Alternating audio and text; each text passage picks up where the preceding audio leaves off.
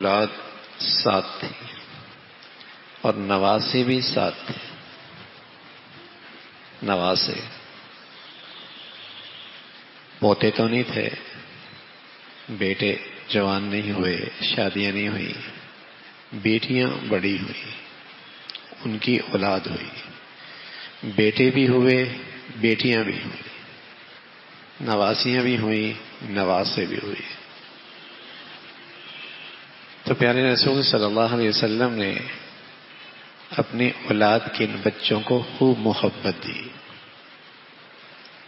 خوب پیار دیا، شفقت دی، پیار دیا. اور جب آپ کا نواسا پیدا ہوا تو آپ نے فرمایا اذان ہم خود کہیں گے. حضرت حسن رضی اللہ تعالیٰ عنہ جو علی کے بیٹے ہیں، حضرت فاطمہ کے لخت جگر ہے، آپ نے ان کے دائیں کان میں اذان دی اور بائیں کان میں اقامت فرمائی. آپ کی سنت یہی ہے کہ بچہ جب پیدا ہو تو سب سے پہلے اس کے کانوں میں اللہ کا نام پڑھے، وہ اللہ کا نام سنے.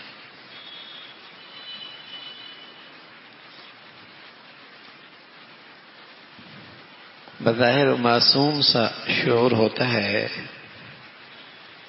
معصوم سا شعور ہوتا ہے، لیکن اس معصوم سے شعور کے اندر بھی سب سے پہلے اللہ کے نام کا نور پڑ جائے.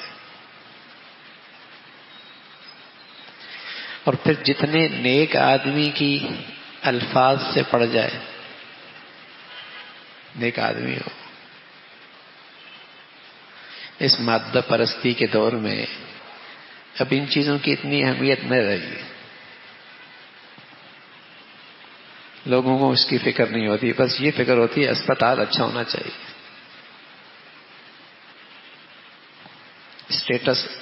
اسٹیٹس ہونا چاہیے.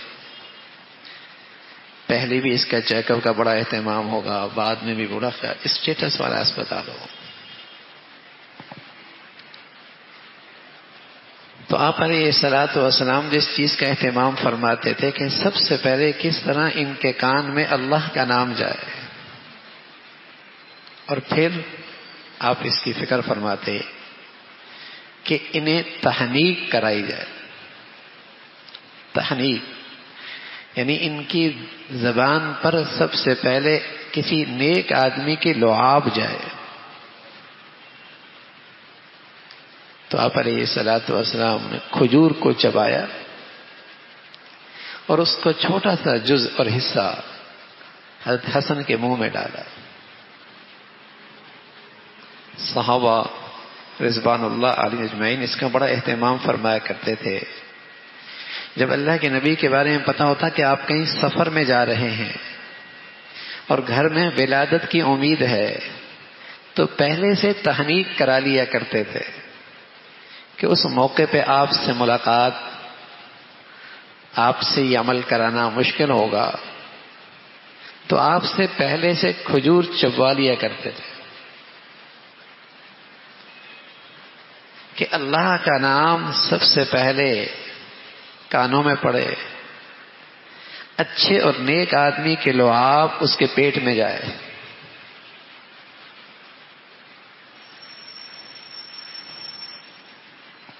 یہ اہتمام.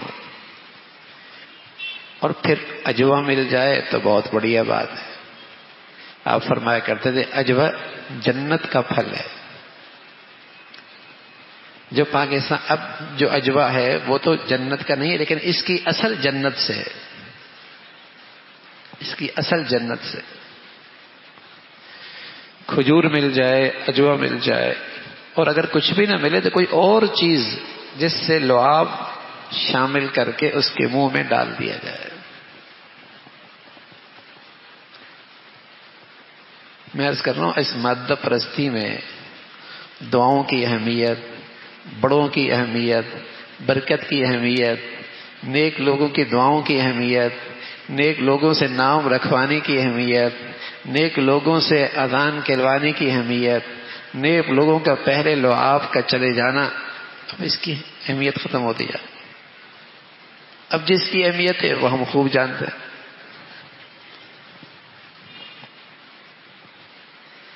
تو اس کا بڑا اہتمام ہوتا تھا.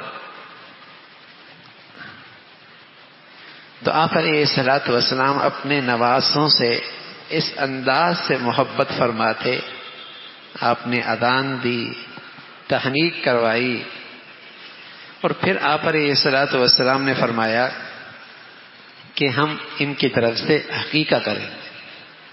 عقیقہ. اور آپ نے 7ویں دن عقیقہ کیا.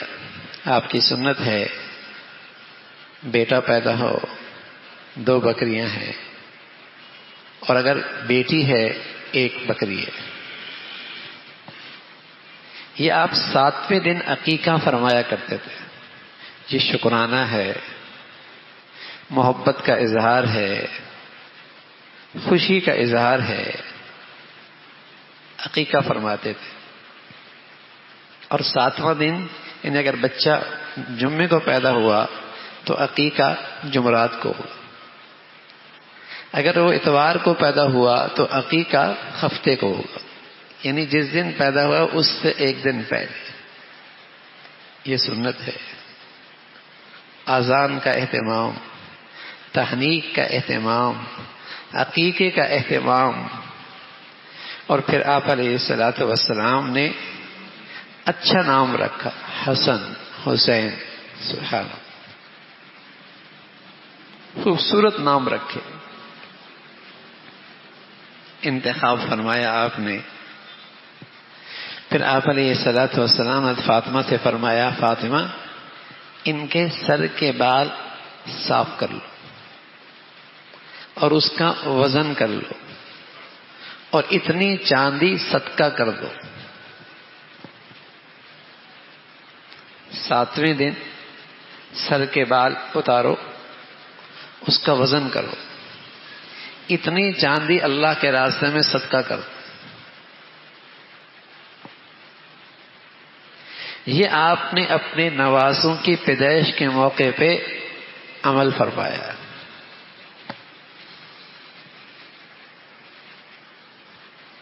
کہ چاندی صدقہ کروائی، عقیقہ کروایا، نام اچھا رکھا. اس طرح رسول کریم صلی اللہ علیہ وسلم نے اپنے ان نوازوں کے ساتھ اور اولاد کی اولاد کے ساتھ محبت کا اور تعلق کا اظہار فرمایا. بس اوقات یہ بچے گود میں ہوتے پیشاب بھی کر دیا کرتے، لیکن آپ غصہ نہیں ہوتے تھے. اور بس اوقات آپ سواری بن جاتے اور انہیں اپنی پشت پہ بٹھا دیتے اور سواری کروا رہے ہوتے. سبحان اللہ. یعنی آپ گھر میں کیسے رہ رہے، بچوں کے ساتھ کیسے رہ رہے، سواری بن رہے اور ان کو اپنی پشت پہ بٹھا دیا اور گاڑی چل رہی ہے. کون ہے؟ امام الانبیاء، سید الرسل ہیں. جبرائیل امین بھی جن کی خدمت میں آتے ہیں تو ادب سے آتے ہیں، اجازت لے کے آتے ہیں. لیکن بچوں کے ساتھ اس انداز سے محبت کے ساتھ پیش آ رہے، پیار دے رہے. تو پیارے رسول صلی اللہ علیہ وسلم اپنے ان نواسوں کے ساتھ، میں نے کہا نواسے ہوں یا پوتے ہوں، یہاں تو صرف نواسی تھے.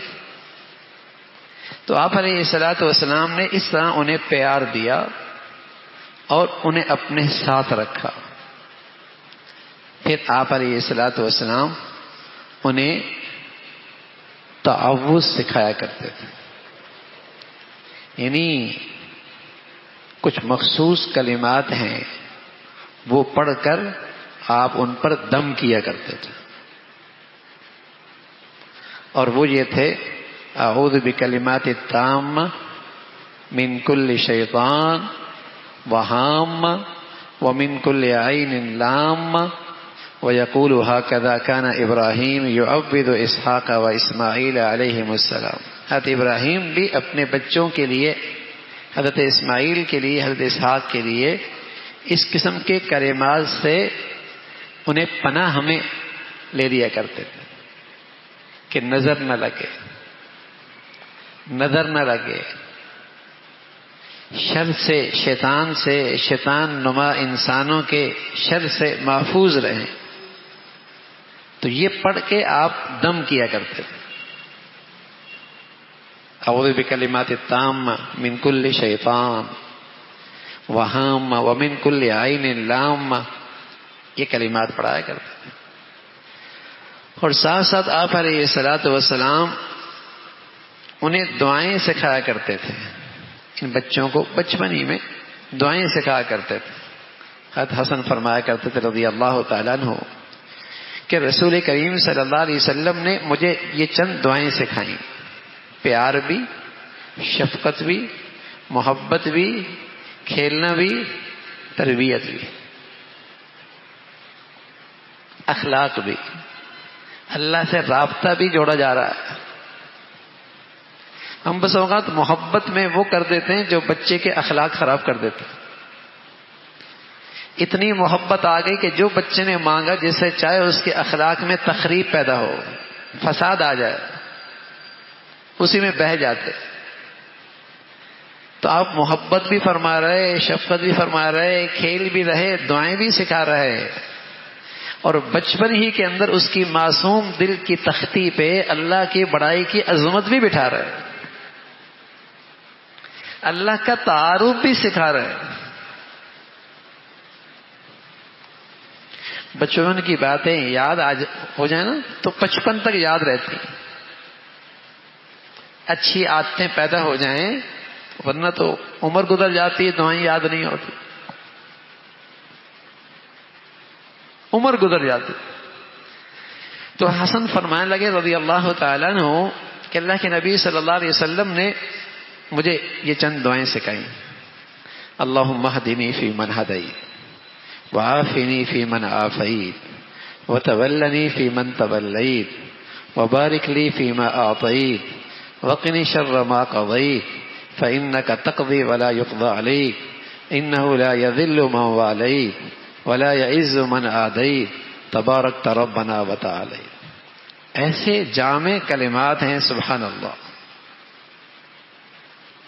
اے اللہ مجھے ان میں شامل فرما لے جنہیں آپ نے ہدایت کا نور عطا فرمایا،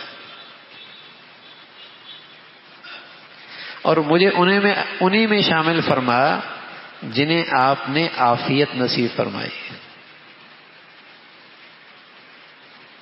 اپنے دوستوں میں شامل فرما، اور جو کچھ آپ نے مجھے دے رکھا ہے اس میں برکت عطا فرما، اور ہر شر سے مجھے محفوظ فرما دے. اس لیے کہ فیصلہ تو آپ ہی کا چلتا ہے، فیصلہ تو آپ ہی کا چلتا ہے. آپ کے فیصلے پر کسی کا فیصلہ نہیں چلتا. ان الحکم الا للہ، فیصلہ اللہ کا ہے. اور جو تیرا دوست ہے وہ ذلت سے محفوظ ہو گیا. آپ برکت والی ذات ہیں، آپ شان والی ذات ہیں. یعنی کیسے کلمات سے اللہ کا تعارف کرایا کہ اس معصوم شعور میں یہ بات بیٹھ جائے کہ میری زندگی کی ہر چیز اس ذات سے وابستہ ہے، اس ذات سے تعلق بغیر میری زندگی کوئی چارہ کار نہیں، اسی سے میری زندگی کی بگڑی بنے گی.